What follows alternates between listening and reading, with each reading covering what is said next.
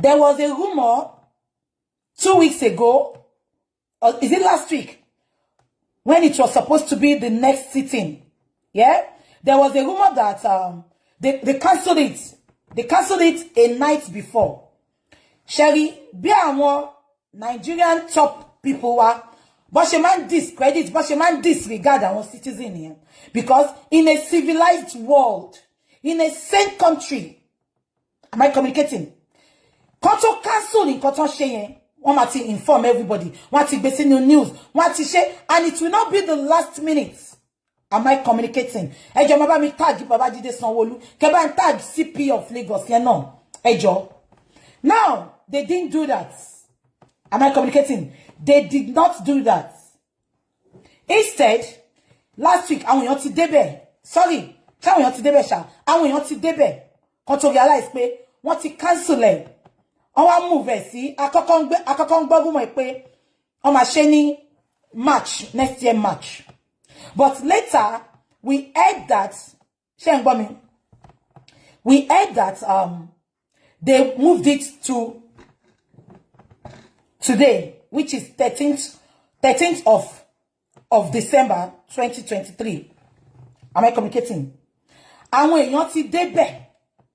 A lot of people ti wà ńbẹ̀ láàárọ̀ yìí. Àwọn èèyàn ti débẹ̀. Kán tó mọ̀ pé wọ́n ti cancel ẹ̀. Wọ́n wá cancel ẹ̀ o. Let me clear this now. Àwọn solicitors, àwọn judge, wọ́n ṣe meeting, wọ́n jókòó, wọ́n ní sitting.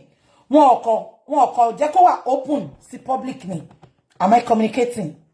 Wọ́n jẹ́ kó wà open sí public ni. Wọ́n cancel ẹ̀ lóòótọ́. But àwọn yìí ṣe sitting. Kí ni ìtumọ̀ sitting wọn yẹn? Kò yé wa. Why tí wọ́n allow press kó jẹ́ kó wà níbi sitting wọn yẹn? Am I communicating? This is why I'm calling Babajide Sanwo Olu. Because if they want to continue with this route, we will just allow the complainants, the people that want true justice from the family, to go to court. This coroner inquest, I think they just want to use it to divert our attention, to frustrate Nigerians that are truly looking for justice. Because coroner inquest, the dead body is still laying in the mortuary. The police refused the father to come and check the body, to come and do every necessary things. Wunmi is playing on all Nigerians' intelligence. And look at the judges now. They think they can frustrate Nigerians. They think they can frustrate people that truly want justice. Because that sitting, they were there. One were sitting, one public sitting, one they interrogate anybody. Why all this, Modaru?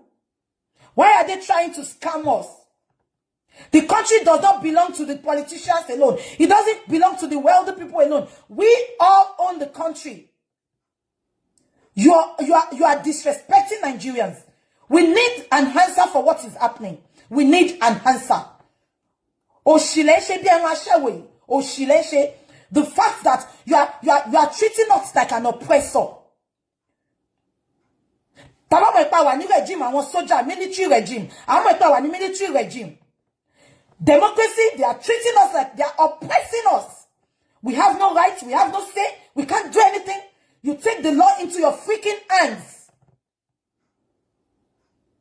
It is so uncalled for. Courtesy demand respect. Nigerians, the inquest is not going to hold today, you know. The inquest is not going to be old today, you know. You just say that. Lawless country, lawless country, lawless country. Babajide Sanwo Olu, we wanted true justice, fair enough. But what you are doing now, inquest here, divert everybody. Can you just drop all these freaking stupid inquests? Inquest here, they just want to establish what killed Mohbad, what led to Mohbad's demise. And you are taking forever. Because our family will miss on the first day. Ti baba Mohbad lo ṣe interview tie. Wọ́n sọ pé kíni tó bá wọ́n lè sùn ní 3 years. Ipe àwọn máa frustrate baba Mohbad tó jẹ́ pé shingba kò ní rí gbà. Am I communicating? And on jogate ko jogate, ó fẹsẹ̀ méjèèjì jọra wọn. Ṣé ẹ pé tin jọra wọn sìn? Ó tin jọra wọn now because Sanwo Olu, fine, we wanted justice. But what you are doing now is like There is a lot that is you are trying to hide from the citizens of Nigeria that truly want justice. And this is not the way to handle things. The police from the beginning, they failed this innocent boy. They failed him. Because I see no reason to forget pé baba Mohbad gbé òkú lọ síbẹ̀ yẹn. Àwọn police ò fún ní police report. But in contact gbọ́ tẹ́lẹ̀ nìyẹn. Mo tún ti ní another thing lọ́sàn tí mo fẹ́ play fún yín. Am I communicating? But having said that, Sanwo Olu, if the inquest cannot take place, don't waste the time. Please, we are ready to go to the High Court. We are ready to go to higher court. We want Afemon Kotopa Mohbad. Because if we don't know it, the back of you can overlook it. The same thing will be happening to all these upcoming musicians. Musicians sing. It can happen to anybody. Just because they have no voice, just because they have no money, just because their parents are not rich. Look at that sitting senator. His daughter died. Within 48 hours, they brought out everybody that is involved. But reverse is the case for Mohbad's case. Is it because Mohbad has nobody? Mohbad has nobody, but he has God. Remember that. Mohbad has nobody, he has people like us. Mohbad has nobody, he has every true citizen that wants true justice. Posterity will judge. If you don't do this thing the way you're supposed to do it, Governor Fashola, the new CP of police, if you don't do this thing the right way you're supposed to do it, posterity will judge you all. Tabawa nigba ayé àwọn sójà, àmọ́ ipa wà nígbà ayé àwọn sójà. Ẹ wo bẹ́ ṣe ń jà wá láàmú, bẹ́ ṣe ń ní wá lára. Ó ní iye owó mọ́tò táwọn èèyàn wọ̀ lọ síbẹ̀ yẹn láàárọ̀ yìí. Kẹ́ tó sọ pé ma cancel. This is not going to be tolerated again. Babajide Fashola, sorry, Babajide Sanwo Olu, this is not going to freaking repeat itself again. I can assure you that. Now, this again goes to Falana. Falana, I'm telling you today, Wunmi came to you because she knew what she did. Falana, oh, le sọ fún mi pé, oh, tí mo gbogbo nǹkan tó ń ṣẹlẹ̀ Falana. Falana is now making this case to look like Wunmi ni complainant.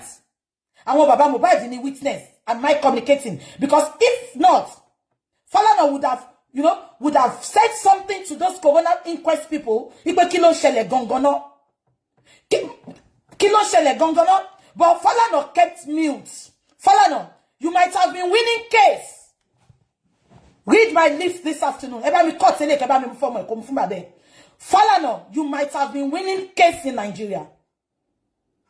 If you want to rubbish this Mohbad case, Oma fail in Falana. Because you knew what is happening.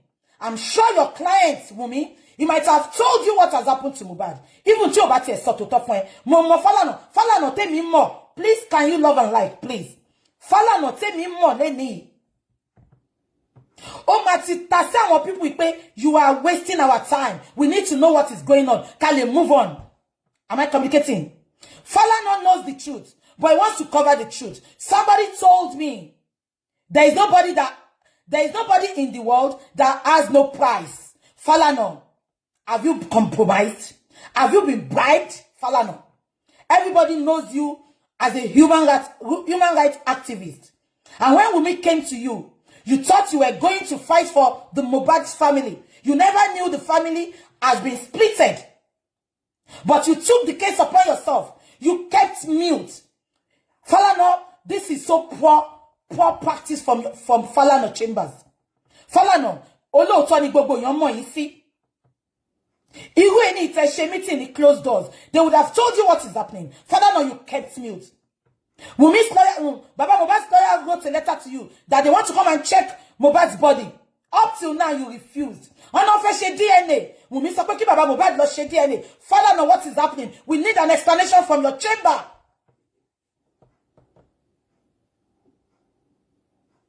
Falana, I'm thinking now you have been compromised. You have been freaking compromised because I'm not going to be nígbà tí Timothy. Even if the family, they are not fighting together, you know what you can do. When you came into this picture, you thought you were coming, which was what Wunmi told you. You thought you were coming to fight Naira Marley and Sam Larry. But you knew When you now knew the truth, you kept mute. Falana, why are you keeping quiet? We need an explanation from you. All this cancellation of coroner inquest cannot continue. We need an explanation from you. And to think of your son. Your son is a musician. Why are they keeping mute? I now believe that there is no body born of a woman that has no price. There is no body born of a woman that has no price. Falana has been compromised. I'm saying it with my full chest. You are a lawyer, you can take me to court. He has been compromised. Because Falana Timobo. Bobo canceling, he would have, he would have checkmated them. What is happening? Finish this nonsense and let's move to the higher court. Because this is not the higher court. It is just to establish what happened. We are still going to the higher court. We are going to the higher court.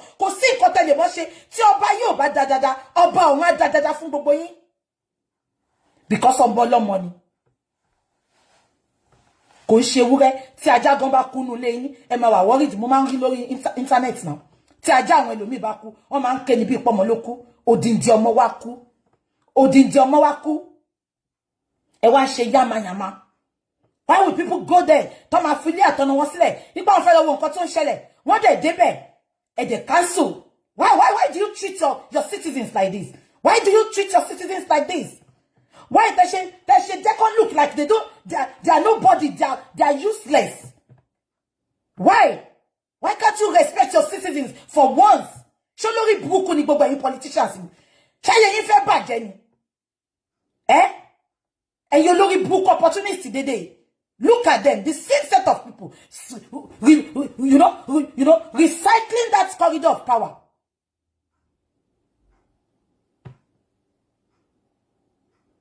The autopsy is out. They refuse to bring it out. That is why I say Falana has been compromised. Falana be the autopsy. Autopsy today. Iyabo Ojo even confirmed it. Iyabo Ojo said the autopsy is out. But nobody is talking about it. Why is Falana on mute? Why is he quiet? And some idiots will come out to tell me investigation is still going on. Sheya Wereni. That's it, Odunwo. That's Odunwo. You think you can frustrate us? You think you can frustrate the Nigerians? You are joking. You are joking. We are not giving up. We are not giving up. I've told you that from the beginning. We are not giving up. I saw the 5 years, 10 years. We are not giving up. Am I communicating? Now, that is another thing. I saw something which I don't want to believe, but I'm going to be playing it for you now. And that makes me remember, Berekete said in his video, let me play it for you. Berekete said, Mumbo, I just can play it for you, Emma Bino, because mo fe ma fe no so. Sherry, Allah man sheyano. Because everybody is watching. I will play it for you, then I will talk about it. I will play it for you. I dedicate this today's program, tomorrow's program, throughout this month. This program will be dedicated to late Mohbad, a young, talented Nigerian. Even though nobody don't carry complaint, come officially to Human Rights Radio and Television, Brekete family. We will take over the matter.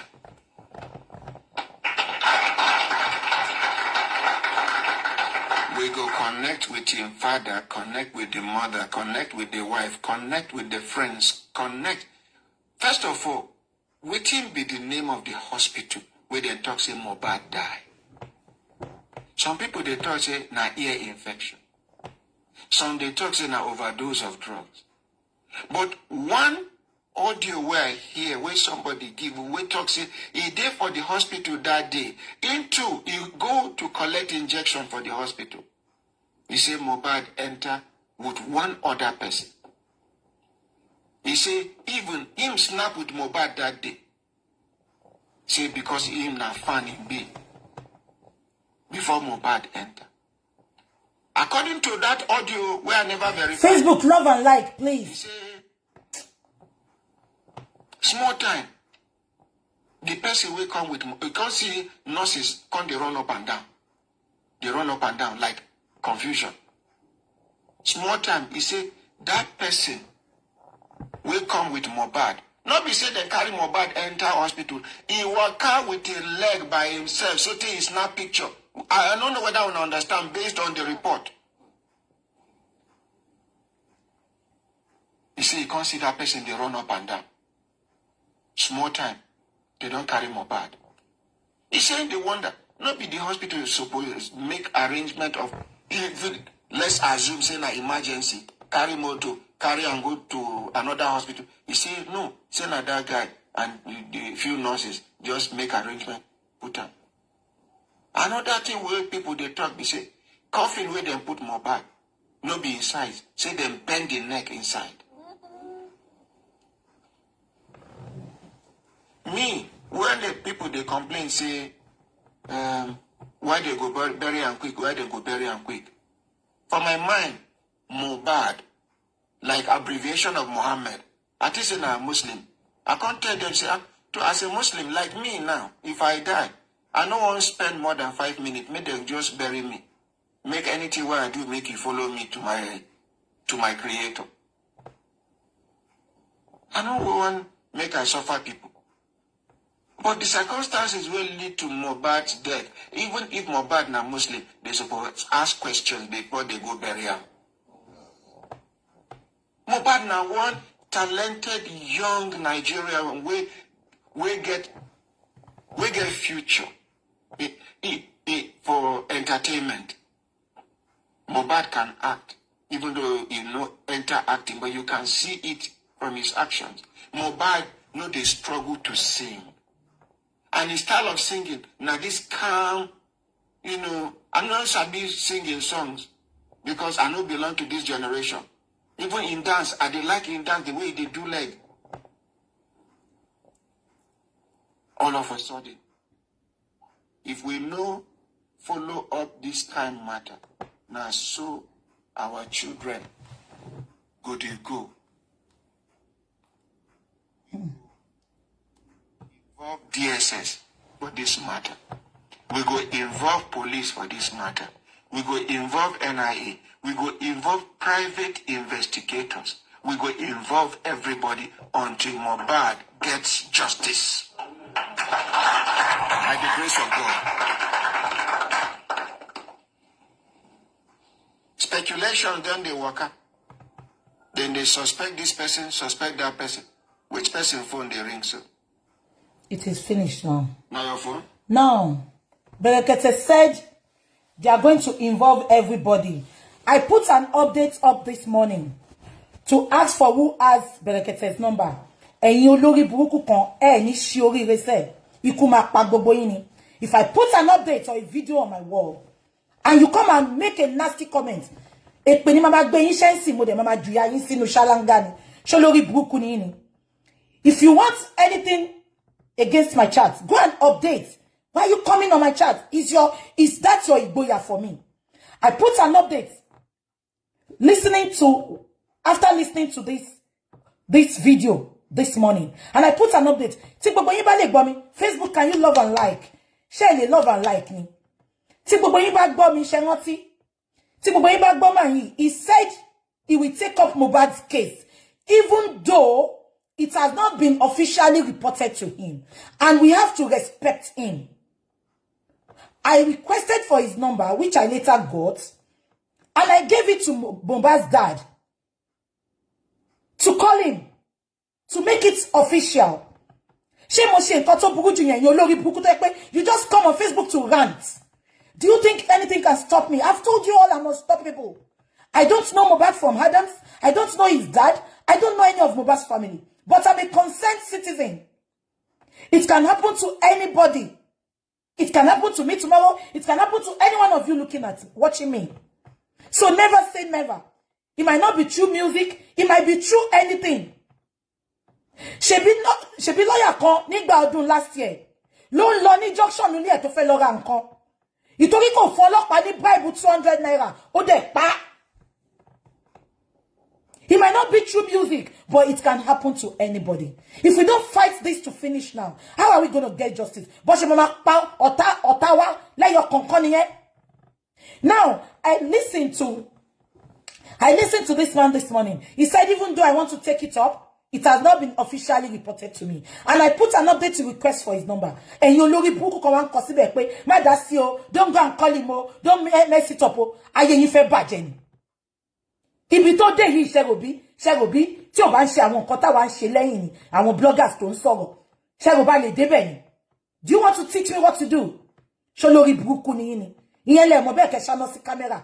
Ẹ̀yin tẹ́ wá kó má lọ dàrú ẹ ṣì èrè ni. Love and like, they are flagging. One flag gone. The recent testimonies of the witnesses are likely of high evidential value, and they have aided in establishing the sequence of events leading to the death of Mohbad, the identification of the suspects, and the roles each played. They have also aided in gaining a clearer insight into the allegations of assault and bullying leveled against Samnari and Naira Marley. Suspects. 5 suspects have so far been identified, arrested, and detained and interrogated on their alleged roles in the sequence of events that led to the death of the singer. The summary is as follows. Ms. Feyi Sayo Ogedebe is the auxiliary nurse who was contacted and invited by Robani Sadiq, aka Spending, a friend of Mohbad, on 11 September 2023 to treat the singer at the deceased residence in Lagelu. She eventually came on Tuesday, 12 September 2023 and administered 3 different injections which are believed to have occasioned the chain of reactions that directly resulted in the eventual death of the singer. She is the principal suspect in the death of Mohbad. She acknowledged that it was the injections that she administered on the deceased that triggered the reactions which eventually led to Mohbad's death.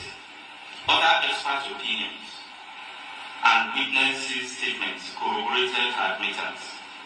Her actions of administering doses of tetanus toxoid, paracetamol, intravenous, and cetrazone injection, which was also administered intravenous on Mohbad at his residence, that's Mohbad's residence, on 12 September 2023, immediately triggered the reactions, including vomiting, goosebumps, and convulsion, that eventually resulted in the singer's death.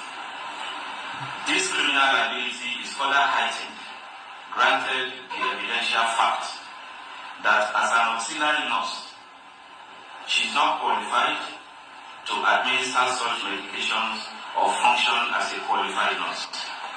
She also did this in a non-clinical environment and in a professionally negligent manner that negated standard medical protocols. 2. Ms. Ayoba Sadiq, aka Spending. Sadiq is a friend to Mohbad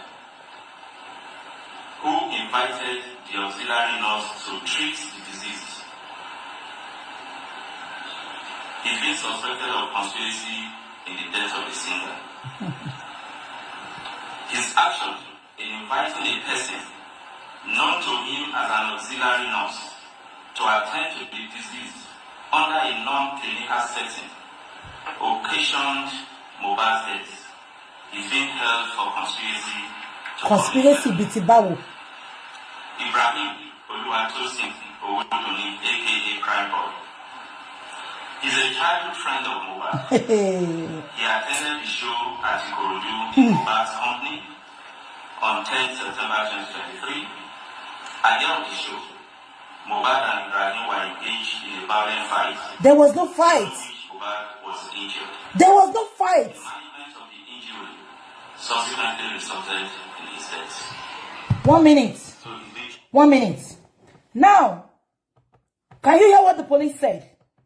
They said spending and prime boy, they are the prime suspect and the nurse. Am I communicating? Now, why is spending a prime suspect? Why is prime boy a prime suspect? We have all established that there was no fight in Ikorodu. This is why all these people that are holding something, keeping something, they need to give it to Berekete now. Please, if we truly want justice, and you tell what people you confess if teba nurse sorrow, teba prime boy sorrow, teba spending sorrow. You don't have to put it out there because Shetty reporting change inquest date if one thing. Please, can you contact Berekete to give him all these things? Shall I want it spending at the prime boy? But can you please, for God's sake, and you tell information law that he was spending at the prime boy sorrow? Oh my dancing, Kebawa Kofu Berekete. Because our people here want to twist everything. Prime boy did not go back to Lekki with them. Why did they make prime boy a prime suspect? And we established that there was no fight in the Ikorodu. It was Wunmi that fought Mohbad. And Wunmi started fighting Mohbad before they went to Lekki. And on their way back to Lekki, Wunmi fought Mohbad. When they got home, Wunmi fought Mohbad just because of Canada visa. The Canada visa information went into Mohbad and Wunmi's phone when Mohbad was preparing to go to Ikorodu. Wunmi got the message. Wunmi was now telling Mohbad, so you want to go to Canada without me and Liam? And Mohbad answered, I am not taking you anywhere until you tell me the father of Liam. That was what started the fight. And they went to Ikorodu. On their way back, that was, they having the argument. There was no fight. And look at this police. If there was a fight, where a old celebrity, as popular as Mohbad, in his, you know, if there was such, there will be a video, there will be a, you know, there will be a breaking news immediately. There will be a video, there will be everything. But unfortunately, everybody said there was no fight. So why are the police holding spending and saying he fought with Mohbad? And spending did not go back to Lekki with them. Number two is, prime boy. Prime boy, there was no fight in Ikorodu. We have established that there was no fight in Ikorodu. So why did the police get this information? Number two, if you remember, Yekudi ati interview ti Yekudi shetan wa sọ fún wa díẹ̀ pẹ̀lú àwọn prime boy ati spending. Do you remember that it was prime boy that went from Lekki to Ikorodu and from Ikorodu to Lekki? Yeah? Now the police are saying prime boy is another prime suspect because prime boy called the nurse for them. Police, Mr. Police, let me correct you there. On Monday, prime boy left the house in the morning. I have said it before in my last show. And my love and like in Facebook, if they bring this video down, I'm not going to come back again. Because you are looking for justice. Today about love and like. So where she kokon joko en wo wa ni today tell love and like. Now, let me explain to you, Mr. Police. On Monday, when Spending went back to them to the house, on Monday, Spending left the house in the morning. Am I communicating? Yeah, I'm saying prime boy. There was no fight between prime boy and Mohbad in Ikorodu. It was not established. If there was a fight, there should be a video. A celebrity, somebody fought a celebrity. There should be a video. Do you all remember? They first told us, prime boy no logun. Want to the prime boy badger. But we now established that there was no fight. Am I communicating? So there was no fight between Mohbad and prime boy. It was just an argument. Mumbaya won't miss sorrow. I said, prime boy, please allow me. Only she go koto won so she prime boy ole dasini. Prime boy then so fun pe ko calm down. Kolo ja to kolo sọ̀rọ̀ nu le pe ko se biti gbogbo yan wa lo ti je ko sọ̀rọ̀. Mohbad de bole, o de lo ba pe ko bole nu moto ko bole. That was it. So there was no fight in Ikorodu. If there was a fight, as a policeman, Shetiba wa bi àwọn tó wà ní Ikorodu bí tó ti ṣe show yẹn pé She on the report. Was there any report made to the police? No. So, as a matter of fact, there was no fight. And everybody that was in Korodu, they said there was no fight. So I see no reason why they are holding Prime Boy. Am I communicating? Now, when they were now going on their way home, Spending was there 24 hours. Now, their reason for holding Spending was, if they Spending, Mr. Police, Spending did not intentionally call the nurse. This was what happened, police. On that morning of Monday, Spending left the house. Am I communicating? Spending left the house. After Spending left the house, Wumi gave Spending a call. Wumi sapa wanted the nurse. She Spending more nurse. Paraventure, Wumi Spending at Wumi. Martin sọ̀rọ̀ nípa nurse Spending. Àwọn ọlọ́pàá yìí kàn gbọ́rọ̀ from hearsay. From Irotok Pafun, did they make any investigation? She ọlọ́pàá tó gbé òkú lọ bá ní police station. Tí fún wọn ní police report. Ṣé yín lè fẹ́ ṣe investigation? Ẹ̀yin olórí burúkú aláṣọ dúdú yìí. Now, Wumi make sure Spending left the house. Wumi wá pé Spending, but Spending ti jáde pé Mohbad's case is getting worse. Do you have a nurse? Ìwọ ti dé pé Mohbad ó ti ń bàjà láti jọ́ Monday. Ṣé ń gbọ́ mi? Now, Wumi intentionally called Spending when he left the house. Reason being that Wumi ti mọ nǹkan tó fẹ́ ṣe. Wumi mọ̀ pé tí òun bá pé nurse tí Mohbad máa ń lò, because according to Wumi, Mohbad has his own nurse tó máa ń wálé wá gún lábẹ́rẹ́.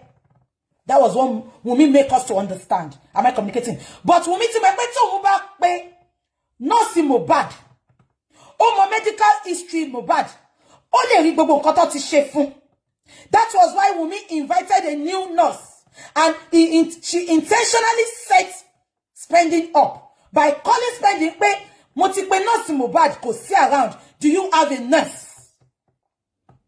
Because tí Spending àti Wumi ò bá ti sọ̀rọ̀ nurse tẹ́lẹ̀, wọn ò ní pé Spending pé kó fáwọn ní nurse. So Wumi lè ti mọ̀ pé Spending náà ní nurse. Ṣé ń gbọ́ mi? Now, stop. They called the nurse on Mondays. Shut up. Please. I am not daft. Our Spending jáde lọ. Our Spending pé àwọn need the nurse. Wumi ti mọ̀ pé tóun bá pé nurse Mohbad. Nurse Mohbad mọ gbogbo medical condition. Ìyẹn lè má bá wọn pàdé àpòpọ̀. Kò wá pé nurse yẹn. Spending wá sọ pé nurse Mohbad ńkọ́. Wumi wá sọ fún Spending pé kò sí around. Baba Police, Spending did not call the nurse. Spending gave Wumi the number. He did not call the nurse because she got Baba is something. Only be a conspiracy wà láàrin nurse àti Spending. And let me tell you how they established that. Ṣé mo lórí book ọmọ tèmi blogger tó wà lórí Instagram yẹn. Nǹkan tí Wumi sọ fún nìyẹn. Wumi sọ fún pé Spending ti lọ pàdé Spending àtàwọn àwọn Naira Marley ló dárúkọ, kò dárúkọ Sam Larry. Ó ní Spending àti Sam Larry, Naira Marley. Ó ní dàbí pé wọ́n lọ pàdé nọ́ọ̀sì yẹn lọ́nà. Wọ́n ti bá plan pé nọ́ọ̀sì ló pa. Wumi, come out and challenge what I'm saying now. You told Temi that. You told Temi ìgbà tó lọ bá Temi tó lọ rojọ́ fún. Ó sọ pé ó dàbí pé wọ́n ti lọ pàdé àwọn Naira Marley àti Spending. Wọ́n lọ pàdé nọ́ọ̀sì yẹn lọ́nà, náà fi ní kó pa. I was told, I have it here. And ìgbà tẹ́ni yẹn sọ fún mi, mo ní bàbá ńlá irọ́, mo ní irọ́ ni. Ṣé ń gbọ́ mi? Ṣé wá pé nǹkan tí ọlọ́pàá yìí náà sọ nìyẹn sìn. Wọ́n ní conspiracy wà láàrin nurse àti Spending. Wumi ló establish yẹn fáwọn ọlọ́pàá yẹn. Ẹ jẹ́ ká máa sọ lọ. Now, Spending wá fún Wumi ní number. Ó ní kó pe nurse. Spending did not call that nurse. Wumi called the nurse. Now, when the nurse got to Mohbad's house, Shengbo, when the nurse got to Mohbad's house, the nurse said Mohbad was very, very weak.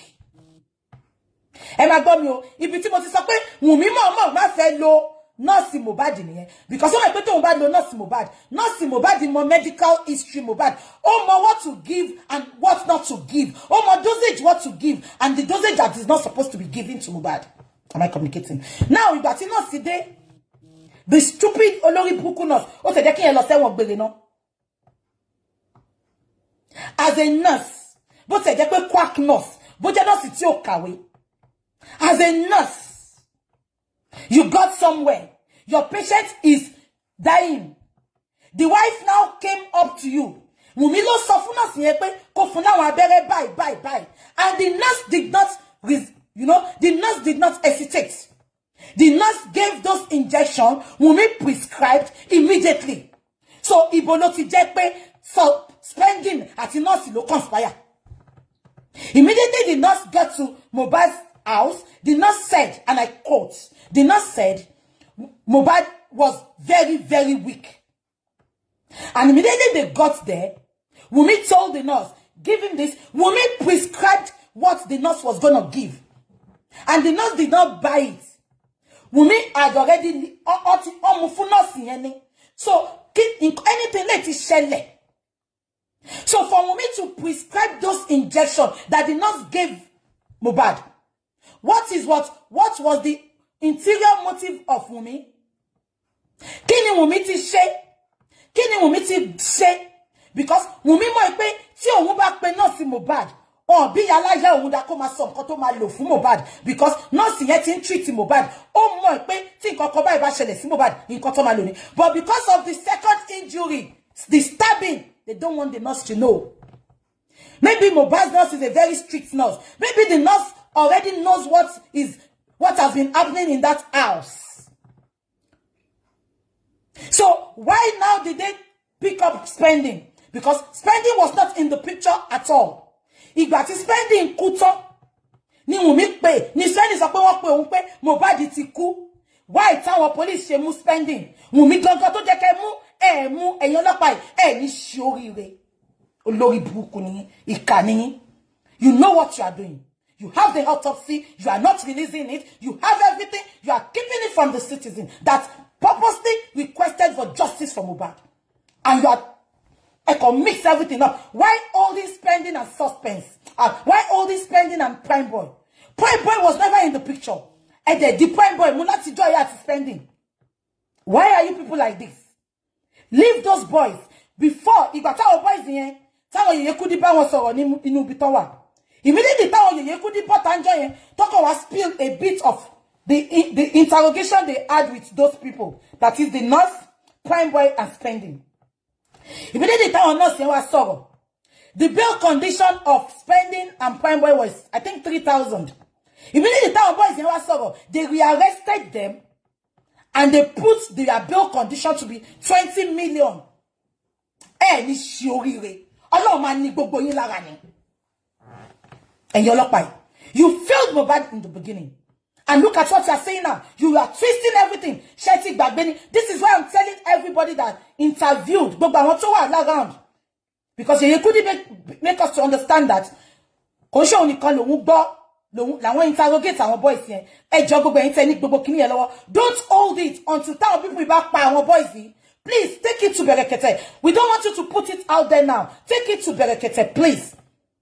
We need this thing because our people want to go our boys in Labere, want to feel go sonje fun. Because there is nothing the Nigerian police are not capable of doing. Am I communicating? Now, why are they holding spending? Because only ọlọ́pàá yóò pé. Gbogbo nǹkan tó fi jẹ kó ronú, ó ti fi ṣe, ó ti fi mu wuku, ó ti fi mu pepper soup. Wùmí tó jẹ́ prime suspect. Lọ check ilé, nǹkan tó sọ fún yín ńgbọ́. Have you been to the house? Have you done everything? Have you made that house a crime scene? You never did that. You are speaking. You are putting this nonsense out there just because of what Wùmí told you. Just because of something. Somebody is hiding Wùmí behind Wùmí, which is Liam's father.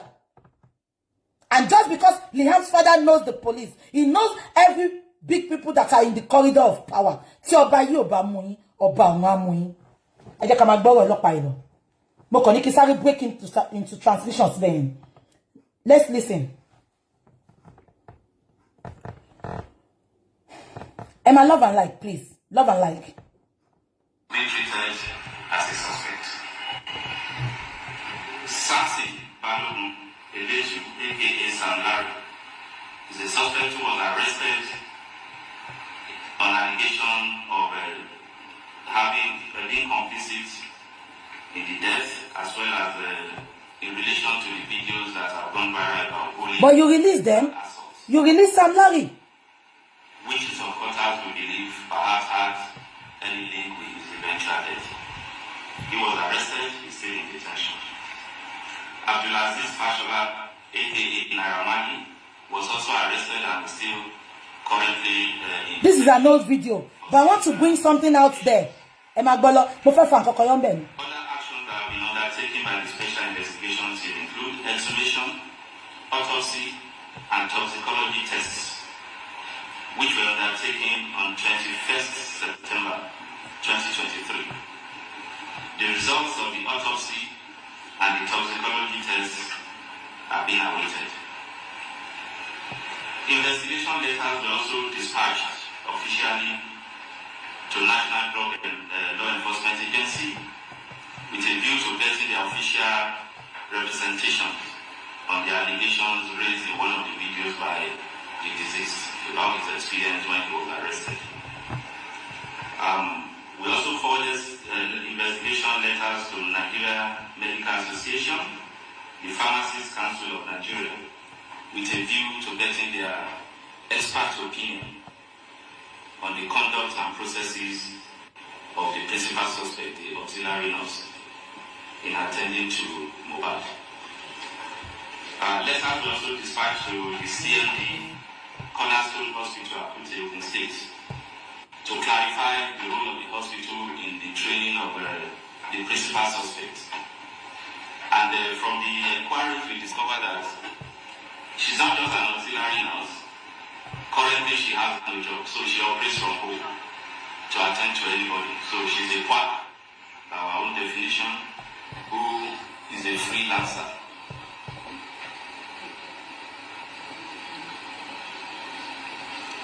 Letters were also dispatched to Nigeria Immigration Service with a view to confirming the travel history of some of the suspects, particularly Naramani and Sandari.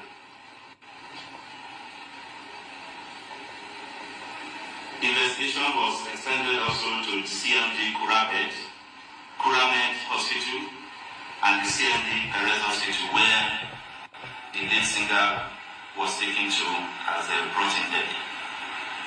Statements were recorded from them and their staff. Crime scene visits. Detectives have also visited the residence of the deceased at Lagelu. The intention was to review the CCTV footage in the house. Unfortunately, the CCTV was out of order. Wunmi destroyed it. Wunmi destroyed it. However, the visit led to the recovery of remnants of drugs and injections and other test kits administered by the auxiliary nurse, including 1 tetanus toxoid injection, 3 used syringes, 2 used syringes filled with suspected medicine content, 1 packet of cetrazone solution, procaine penicillin injection, empty broken pack of diclofenac injection, paracetamol. Oh, sorry. Now, let me quickly chip in something. You know, they said when they got to the scene, the police met a lot of things. 1 minute, sorry. The police said they met Bobo syringe 13 carotene lobby 8 syringes. Yeah?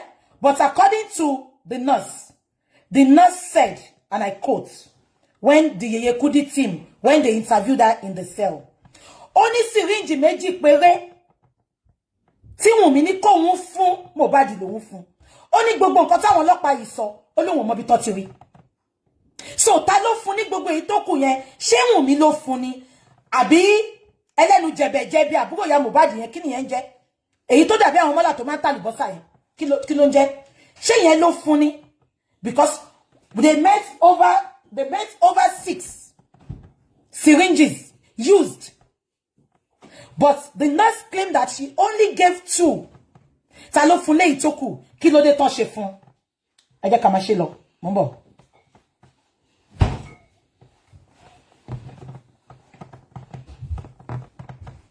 Diluted with water for injection, 6 hand gloves, 1 bandage, 1 plaster, and 1 iodine solution. Also separately recovered is the mobile phone of the deceased. All have been registered as exhibits.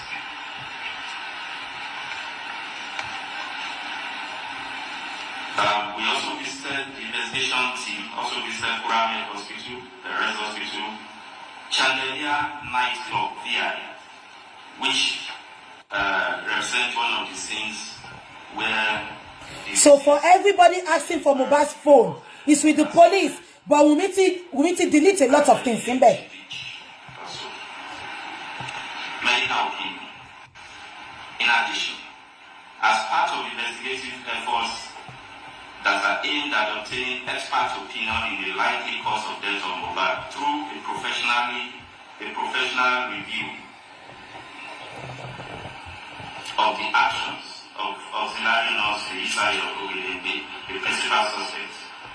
On 26 September 2023, the team of medical doctors, pharmacists, and nurses drawn from the Pharmacists Council of Nigeria, Nigeria Medical Association, and the Nigeria Police Force Medical Services jointly interviewed the auxiliary nurse. A detailed report, which is being utilized as an expert opinion and critical evidence of high prosecutorial value, has been submitted. It specifically identifies some illegal acts and professional negligence in the manner the drugs were administered on the deceased by the principal suspect. The report also confirmed that as an auxiliary nurse, Ms. Isayo does not have the competence, knowledge, brief, or certification to diagnose, prescribe, or administer drugs and injections on patients, as she was supposed to work under the directives and supervision of a qualified medical doctor or nurse while on duty. The report also strongly projected that there is a link between the medical negligence of auxiliary nurse Isayo and the death of Mohbad. Sequence of events directly accounting for the death of Mohbad. Based on investigation, this represents the sequence of events that eventually culminated in his death. On 10th September 2023, Lagelu aka Mohbad, attended a musical concert at Lagelu Town Hall at about 21:00 hours on the invitation of one Soberekon to promote the General Bitters beverages, which is marketing. Mohbad arrived the venue of the event at about 19:00 hours in company of his wife, Mrs. Cynthia Omowumi Adebanjo, and their 5-month-old baby. His childhood friend, Ibrahim Oluwatosin Owoduni Cranboy, and Mohbad's personal assistant, Adeyemo Oluwatife, alias Darusa, all of whom were in the private jeep, which was hired by Mohbad for the event and driven by Felix Esabo. Others that accompany Mohbad in separate vehicles include Ayobami Sadiq, Spending, Adura Baby Shedra Kadoba, who is the younger brother of Mohbad, Ajisegiri Sultan Ayobami, Mohbad's DJ, Adelinto Fawaz Ademola Adewest, Mohbad's friend, and Olanruwaji Idris Adedoja, alias Oji, his photographer. Other musical acts that performed along with Mohbad at the show included Zlatan, Shiokuti, and DJ Fokati. At the end of his performance at about 23:00 hours, as he made to exit the venue with his entourage, we discovered that his vehicle had been blocked by other vehicles while some of his fans and area boys also moved him. Mohbad, who from witnesses' evidence was said to be tipsy and hyperactive, became infuriated, and as he attempted to come down to clear the road, Ibrahim, his friend, prevailed on him not to do so for his personal safety. This further infuriated Mohbad, and it eventually degenerated into a hot argument between the two of them and physical fight. There was no fight. In the course of an attempt by Mohbad to hit Ibrahim with a blow, Mohbad missed him and smashed his hand against the window of their private. That was a blatant lie. Causing him an injury on his forehand. And he bled profusely. He bled profusely in his house when he fought Wunmi. Anyway, this was the first interview. And they not to change it, but on the coroner inquest. For the naked residents of Mohbad, excluding Ibrahim. On arrival at home, 0200 hours of 11 September 2023, Mohbad refused to go to the hospital to treat his injury, despite persistent persuasion by there was no persistence. And friends, including the private jeep driver whose vehicle was damaged. Later in May, the injured hand, which was still bleeding on the second day, started getting swollen, causing Mohbad unbearable pains. Is the injury? You may also pass it on. That is not the injury, sir. There is another one, sir. So at this point, his friend Ayobami Sadiq Spending, who noticed the increasing pains, further insisted that he must go to the hospital for treatment. Mohbad still resisted and opted to call his personal nurse, identified as Nurse Fumi, who unfortunately was not available. At this point, Ayobami Sadiq Spending offered to call his own nurse. Spending was not there. To attend. Wunmi called Spending. That nurse turned out to be the auxiliary nurse, Miss Chai. The suggestion that Mohbad consented to. When Ms. Feisayo was contacted at about 14:30 hours on Monday, 11 September 2023, she was unavailable but promised to come the following day, being Tuesday, 12 September 2023. Love and like, Facebook. She requested that the picture of the swollen hands of injury area be videoed and snapped and sent to her for assessment. And they sent her the minor wound on his hand. This was eventually done. At about 14:35 hours on 12 September 2023, Ms. Feisayo eventually arrived armed with one pack of ceftriaxone injection, one vial paracetamol injection, tetanus toxoid injection, one vial propane penicillin injection, 7 ampoules of IMG. Sherry gbogbo kini ẹ lọ sọ pé gbogbo nǹkan tó bá nínú ilé ẹ lọ sọ pé nurse yẹn ló kó wá. All those injections. They said the nurse brought that. Tetanus toxoid on the arm of Mohbad and gave both the paracetamol and ceftriaxone injection intravenously. Immediately, the ceftriaxone injection was administered. Ms. Feisayo confirmed that Mohbad started vomiting, while goose pimples appeared on his face and all over his body. At this point, it dawned on Ms. Feisayo that Mohbad was reacting to the administered medications. She consequently ran out to procure hydro. She consequently ran out. They didn't say Wunmi was pouring water on him. Shaggy Yikini. That Mohbad has started compulsing. When Yeye Kudi, 1 minute. When Yeye Kudi interviewed the nurse in the prison, the nurse said it was Wunmi that was pouring water. Anyway, this was the first interview because if I thought they inquest, but we change the thing. Wunmi gave all this. Wunmi did not say she poured water. Ẹ̀gbọ́n kan tó sọ. Wọ́n nígbà tí Mohbad ti ní goose pimples. Wọ́n ní nurse sáré bọ́ta. According to the nurse, when she was interrogated in the prison, she said Wunmi told her to go and get something. Oni kó lọ ra nǹkan wá tó máa fi cure goose pimples yẹn àti vomit yẹn. Ó nígbà tí Wunmi dẹ̀ ń da omi sí lórí, òun sọ pé kó má da omi sí lórí pé kò lè cure pé ó máa worsen ni. Wunmi bẹ̀rẹ̀ sí ní da omi yẹn sí lórí pé nǹkan tó máa fi cure ẹ̀ nìyẹn, kí náà fún tó fi cure. Ó ní Mohbad gan wá ń ṣe báyìí. Ó ní Mohbad gan ní kó stop. But she kept putting that water on the poor boy. But wọ́n sọ gbogbo yẹn bí báyìí o. Ẹ jẹ́ ká máa gbọ́ lọ.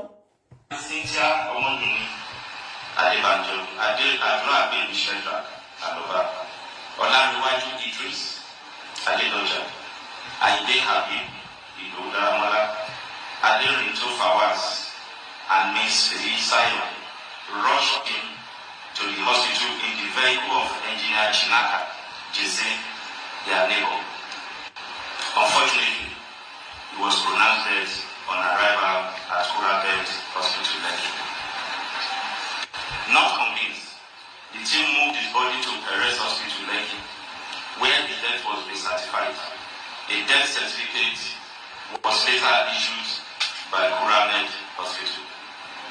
Mohbad's father, who had earlier been contacted on the development, came to the late Mohbad's house. And after he shot... Please, I want to, can you hear that? A death certificate was issued by Kuramed Hospital. Where is the death certificate?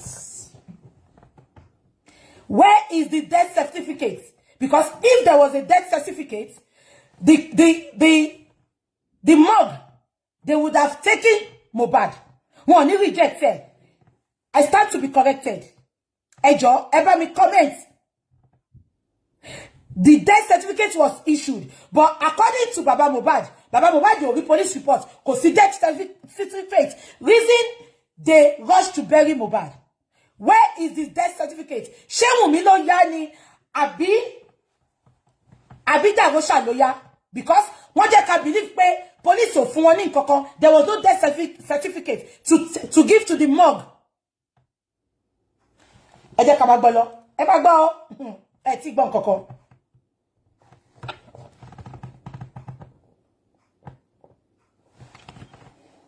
I'm coming. Sorry. Hospital Akute, Ogun State, where the principal suspect, Feisayo Ogundengbe. Oh, dàbí mo ti. Mo ń bọ̀. Claims Oh no.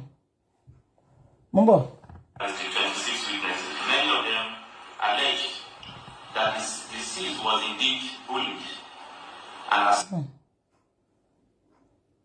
hair on his face and all over his body. At this point, it dawned on Ms. Feisayo that Mohbad was reacting to the administered medications. She consequently ran out to procure hydro and Nizafin infusion. While at the pharmacy in the locality, she got a call that Mohbad has started convulsing. Eventually, Cynthia Omodunni Adebanjo Adura Baby Sheldrak Aloba Olaniwaju Idris Adedoja Aide Habib Idodamola Aderinto Fawaz and Miss Sayo rushed in to the hospital in the vehicle of engineer Chinaka Jesse, their neighbor. Unfortunately, he was pronounced dead on arrival at Kurabed Hospital Lagelu. Not convinced, the team moved his body to Perez Hospital Lagelu, where the death was recertified. A death certificate was later issued by Kurabed Hospital. Death certificate. Mohbad's father, who had earlier been contacted on the development, came to the late Mohbad's house and after a short meeting, resolved to move the body to Ikorodu for burial, which was done the following day, 13 September 2023, at about 14:00 hours. This is the narrative. Now, allegations of bullying, assault, and possible complicity in the death of Mohbad by Sam Larry and Naira Marley.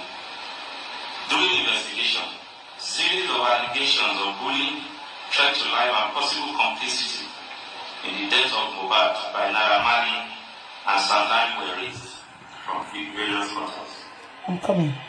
This prompted 1 minute. I want to get something. Now,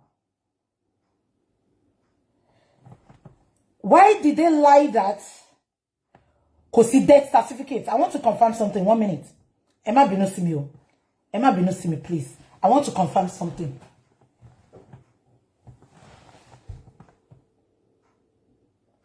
Love and like, please. Mo fẹ́ confirm kokon. Love and like, please.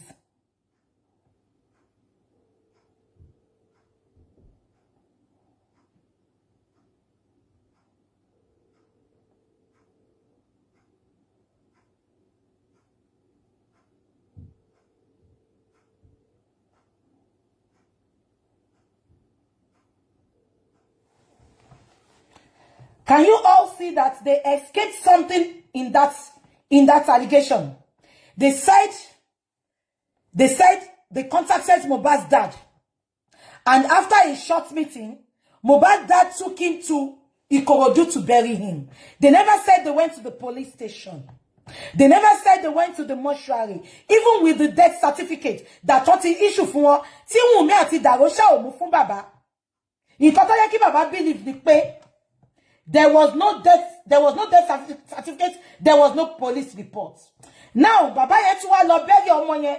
Wọ́n attack baba yẹn pé baba yẹn sáré lọ bury ọmọ.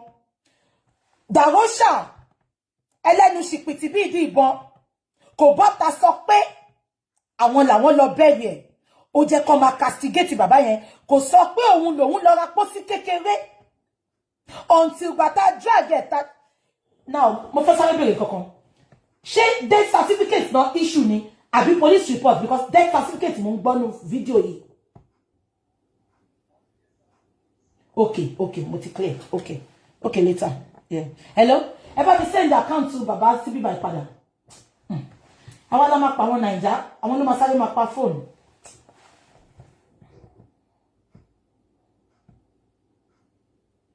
Account mo fún yín jọ yẹn, ẹ bá mi forward síbí by. Ẹ bá mi forward sí phone. Account new account baba yẹn, ẹ bá mi forward síbí. Yeah. Ṣé gbọ́? Mo fún yín. Okay, ẹ bá mi gbà, ẹ bá mi sáré gbà, ẹ bá mi gbà kẹ́ fi síbí. Yeah.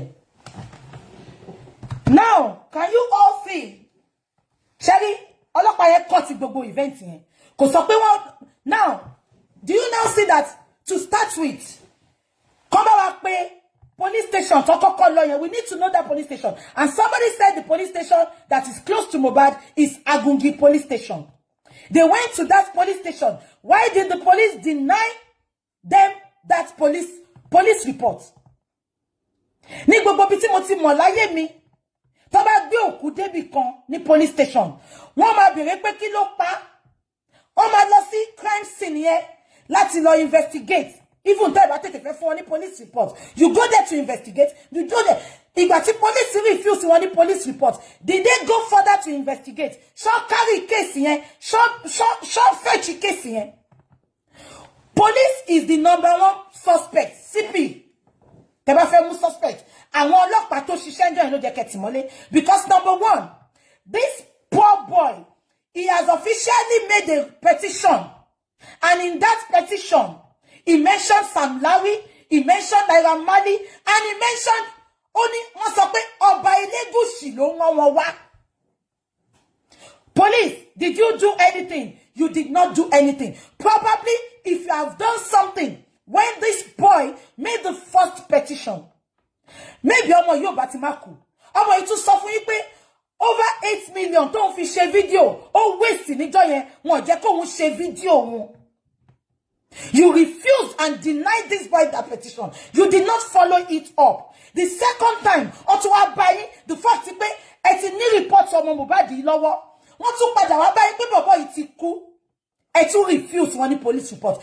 The police, the CP of police, and Babajide Sanwo Olu, Falana, I am putting it to you all that police is the first suspect. Why did they deny that boy's petition? Why did they refuse a police report?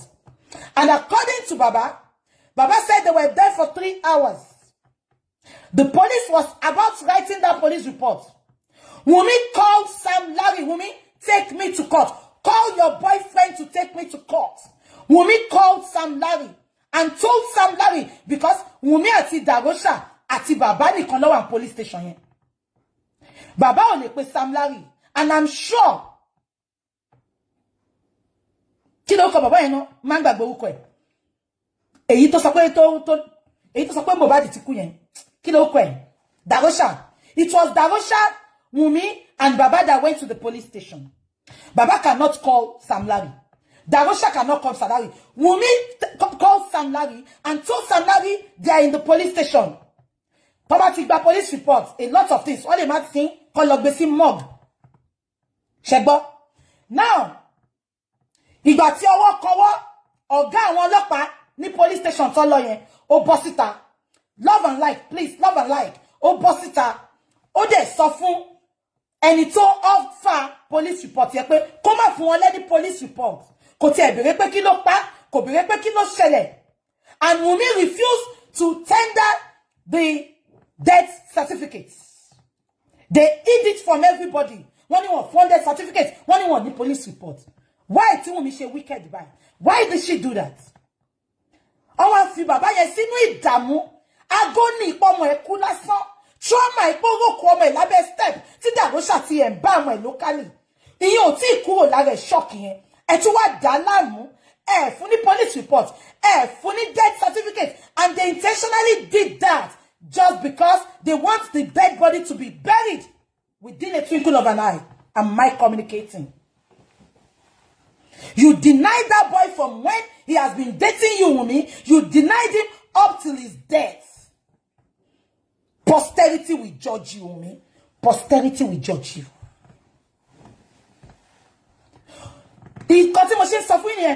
The death was planned. The death was orchestrated. They knew. Oh, we planned in why tí Wunmi ṣe àwọn ọlọ́pàá confirm ẹ̀sìn wọ́n ní Karashu police station fún wọn ní death certificate. Why did Wunmi not tender the death certificate to that man to show those police people? Bóyá tó bá fi wọn àwọn police yẹn ni bí àwọn fún wọn ní police report. Wunmi ò mú certificate sílẹ̀, wọ́n tún lọ sí morgue. Death certificate tó ti kọ́ provide fáwọn mortuary workers. Wọ́n provide there. Wunmi tore that death certificate just because she was hiding something. Wunmi, what are you hiding? Falana, ask your client what she did to Mohbad. Baba Falana, you have conspired as well. I'm disappointed in you. I have told you. Baba Falana, tẹ́ ti win case. Ti Mohbad le ma fi ṣàṣemọ. Ẹ lè rele win. Àyàfi tí ó bá sí ìyànjẹ nínú ọ̀rọ̀ tẹ́ ṣe. Where is the death certificate? Why was the death certificate not presented to Mohbad's dad? For Mohbad to be placed in the morgue. Now, ṣé rántí pé Darosha sọ fún wa pé mortuary lòun ti ra pósí. Ṣé àwọn ọlọ́pàá ìtì ẹ̀ lọ síbẹ̀ kan lọ find out pé meanwhile, wọ́n ní àti Ṣìkọ́lọ́mọ mi mo alpha is true. Wọ́n sọ pé ti confirm ibi tó ti ra pósí with receipts tó fi ra pósí. So Darosha tún parọ́ ńbẹ̀ yẹn. Àwọn tó jẹ́ káwọn police kọ́ tì mọ́lé, àwọn olórin títì, àwọn ẹni ẹlẹ́ni tí ó ṣẹ̀, ẹ tì wọ́n mọ́lé, Ọlọ́run á dá fún gbogbo yín. Àdàbí tó bá jẹ́ pé wà lórí òótọ́ lórí ọ̀rọ̀ ikú tó pa Mohbad.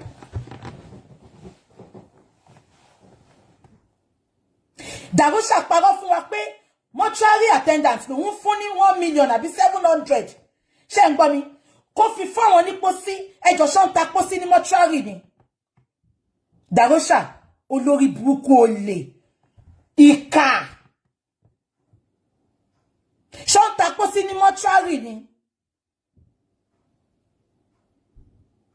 Ẹ bá mi bèrè, ṣé wọ́n ta pósí ní mortuary ni?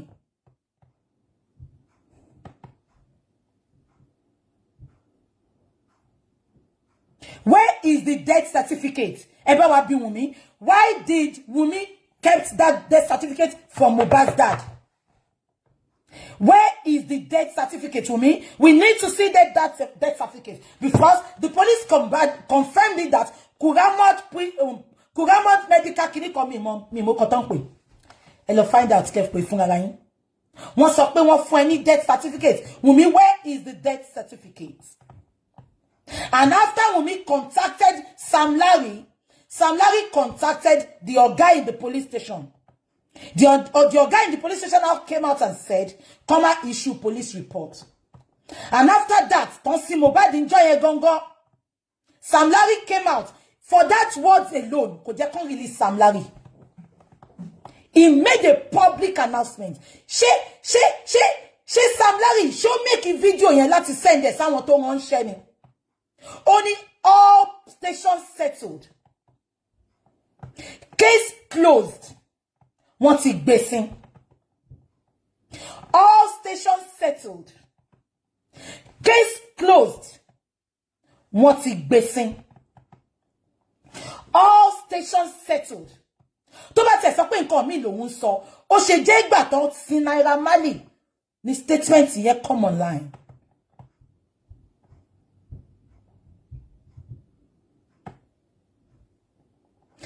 Ó ṣe jẹ́ pé ìgbà tí wọ́n gbé Mohbad sin ní Naira Marley ju irú fídíò yẹn síta.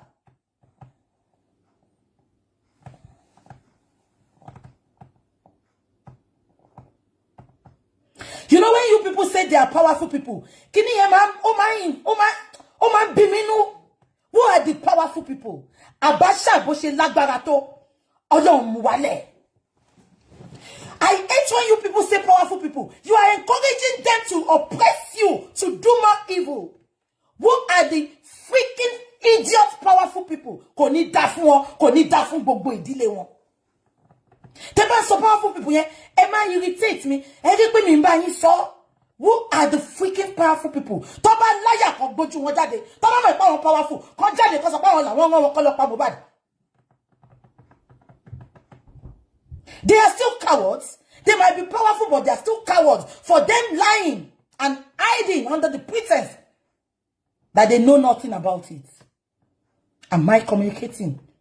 Abacha said, bó ṣe jẹ́ dictatorship tó nígbà yí ẹ̀ ó ní ará ìlú lára ordinary apple obìnrin ló ṣekú pa ẹ wá ń sọ pé powerful people ègbé ni fún ẹ tó pààyàn tí ò lè jiyàn ègbé ni fún èṣù àti ṣọwẹ́. Who are the powerful people? All stations settled, case closed. Ṣé wọ́n record Sam Larry ni àbẹ̀ tó jù sí lọ́ mu nínú kíní ẹ̀ lọ́ jù síta.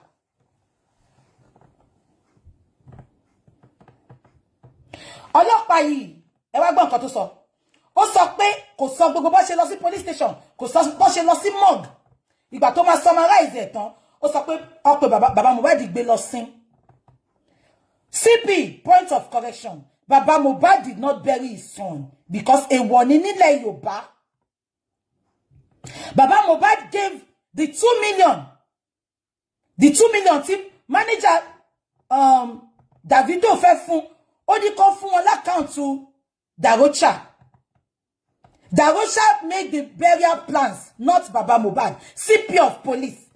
Point of correction. Even if they told you something, did you make an attempt to investigate properly before? Because if you do your investigation properly, Prime Boy and Spending are not supposed to be in the prison. Darocha was there live and direct from Lekki to Ikorodu, from Ikorodu to Lekki. You never arrested Darocha. Darocha was there, Adura was there when everything happened to Mohbad. You left them. And let me tell you why they left them. Wumiti Moepe Spending at the Prime Boy. They knew everything. Titi Kokbili Amushe Je, Ti Oshen Je Mohbad. They knew everything. Reason Ti Wumi fi set one up ni. Am I communicating? In continue Wumi se rojo mo lesson here. Why not Darocha? Why not Adura? Àwọn tó jọ pé wọ́n pa Mohbad nìyẹn. Àwọn tí wọ́n wá síbẹ̀. Àwọn ni Wumi wá parọ́ mọ́. Wumi dem mọ́ parọ́ mọ́ because so much if they go down, àṣírí wọn ò lè tú. But reverse is the case. They have spoken with some few bloggers on social media. Wumi ò lè parọ́ yẹn. Even if they come out to lie now, they have been recorded. That is why I'm pleading to all those bloggers that were present when Spending, when Prime Boy, when the nurse make their true confession in the prison. Please, anything tó bá sọ fún yín, mi ní kẹ́ dá síta, ẹ bá wa gbé lọ fún Berekete. Ẹ má kàn jẹ́ ká jókòó sórí social media, ká má sọ pé we are looking for justice. You can do it as well. If you give it to me, I will connect with Berekete. I will give him all the information. Please, you can't just sit on those information. Ká má sọ pé àwọn justice. Kò sí nǹkan tó fẹ́ fi ṣe tẹ́ bá jókòó lé. Look at it today now. The inquest has been postponed again. Till when? We don't know. Is this how we are going to continue? I'm not telling you to put it out there now. Contact Berekete. Please, let's make moves. Please. Berekete work on it. Probably Berekete our boys in sorrow. They refuse Berekete come along one prison now. Please, if you really love these boys that is spending and prime boy, please kindly do something. Don't sit on that big evidence. Contact Berekete. If you don't know how to contact him, please give it to me. I will contact him and give it everything to him. Please, because what to our boys in sin. What to our boys in? What to I want prime witness. Anything can happen to them. Say the febo, come back pa won gbe, ba se ma pariwo na ni. Won ma pa won gbe ni. Kò sí nǹkan tó ma ṣẹlẹ̀. I'm telling you now. Please, let's act fast. Don't let us sit on the information that you have. And John torí Ọlọ́run, ẹ̀yin bloggers ni. Tẹ́ ní gbogbo information yẹn lọ́wọ́. Mo bẹ̀ yín ni. Let's act because báwo people ṣe ń bá lọ yìí. Àmọ́ nǹkan tó fẹ́ ṣe. Nǹkan tó lè mú ọ̀gá ọlọ́pàá lying with his full chest like this, without a good investigation, before you come on the national TV to lie like this, you would have made your own investigation. You never made any investigation. You brought all this up. They are capable of doing anything. Jomo Beini. And you tell information, hey, don't split it, don't split it. They should not split it. But can you give it to Berekete, please? Because all this, one more cotton sheet. Am I communicating? So, John torí Ọlọ́run. Nǹkan tí mo fẹ́ sọ nìyẹn. Secondly, I heard on Yeye Kudi's program. Yeah? On Sunday. I just want to, because I forgot. I omitted that. That was why I did not talk about it. Yeah? That was why I did not talk about it. I heard Yeye Kudi said, and I quote, wọ́n ní wọ́n sọ pé àwọn olórí burúkú kan wọ́n sọ pé wọ́n ti dá over 30-something million fún bàbá.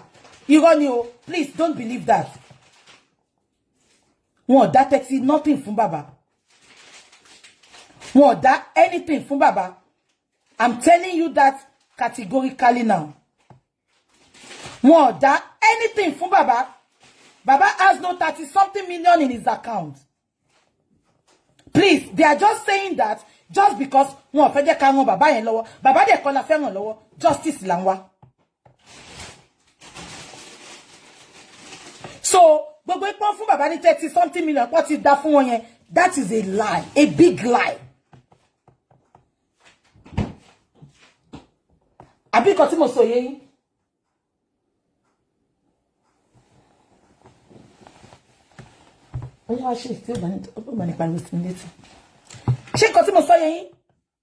That is a big lie. Baba has nothing like that. Am I communicating? Now, that is another thing. Eba mi pe àwọn group tí baba ń ṣe yẹn. Sorry, those other group. Kí ló kọ group yẹn? Àwọn group Ada, eba mi tag wọn kọ wá sí báyìí. I need to give them some information this afternoon. I'm always telling you all. Shengbomi. Bobo Batati say justice for Baba Mohbad. For Mohbad, sorry. I have been very, very careful. Ada TV, Eba mi tag you. I have an information for them. Shengbomi. I have an information for them. Now I have this guy here. I'm gonna put his face there. Shari guy he. Mbo. Sorry, if you are hearing any sound, it's the air fryer. Emma Binu. Can you still hear me? fire ló ń dún yẹn, má bínú. If you can still hear me, say yes, please. Other universe, please. I need your attention. Can you still hear me? Ṣé Chile gbọ́ mi?